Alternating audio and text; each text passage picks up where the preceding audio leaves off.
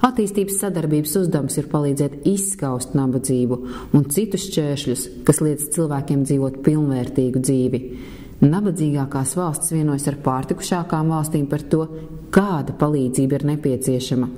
Starp attīstītajām valstīm, kas sniedz savu atbalstu, ir arī Latvija un tās iedzīvotāji. Latvijas platformā attīstības sadarbībai jeb lapas ir 26 dalību organizācijas, kas darbojas attīstības sadarbības vai attīstības izglītības jomā.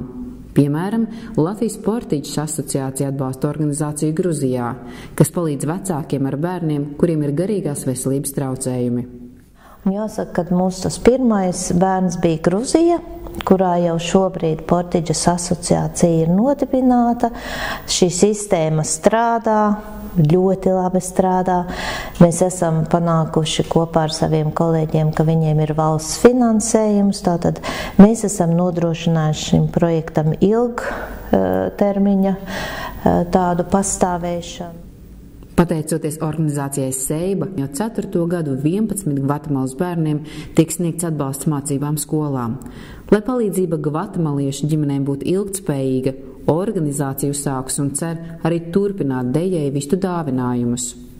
Ģimenes, kur bērni mācās bērndārzā, saņem vistas, kas ir dējēju vistas, kas nozīmē, ka šīs vistas nevis nokauj un apēd, bet ka šīs vistas vairākus gadus var dēt olas, kas ir ļoti svarīgs pārtiks produkts bērnu uzturā. Lai izprastu globālās kopsakarības, būtiska nozīme ir attīstības izglītībai. Latvijai ir nepieciešami individi un sabiedrība, kas izglītot par globāliem jautājumiem, kas saprot kopsakarību, kas saprot, kā mūsu valsts ietekmē, piemēram, tas, ka mums ir jāizņemas nauda no Starptautiskā valūtas fonda. Kāda ir, piemēram, rīsu raža kaut kur Āzijā vai kas notiek Brazīlijā vai kā pilsoniskā sabiedrība viļņojas Āfrikas ziemeļos, tas mums tiešām ietekmē. Un tā ir tāda būšana informētam, izglītotam un arī saprast savu lomu, kur tieši Latvija spēlē kādu lomu, kas mēs esam tajā globālajā kartē. Vai mums ir kāda aktīva pozīcija, vai mums vairāk ir pasīva pozīcija, ka mēs vienkārši uztveram visus šos globālos signālus un globālos notikumus, un vai mēs vispār spējam uz to reaģēt vai kaut kā aktīvi iesaistīties. Lai izglītot Latvijas sabiedrību par kopsakarībām un savstarpējo planētas iedzīvotāju darbību atkarību, Izglītības attīstības centrs sadarbojas ar skolām. Savukārt organizācija Glen Latvija regulāri izsludina stipendijas jauniešiem, kuri paši brīvprātīgi strādājot attīstības valstīs, var iegūt nepastarpinātu pieredzi un attiecīgi izpratni par attīstības šķēršļiem un to risinājumiem.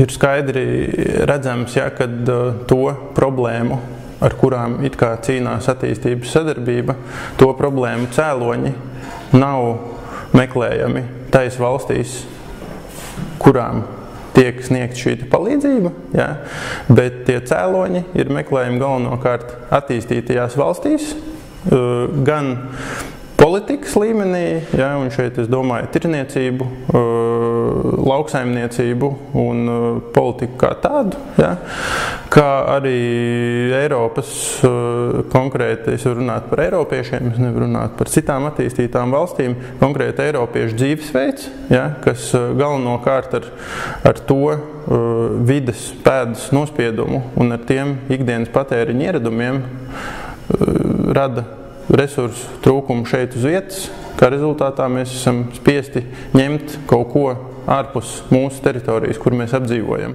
Jo patiesībā preču izvēle un tas daudzums, kā tu viņus izvēli, tas ir līdzīgi kā iešana uz Saeimas vēlēšanām, tu atdod savu balsi, tu balso konkrēti par kaut ko.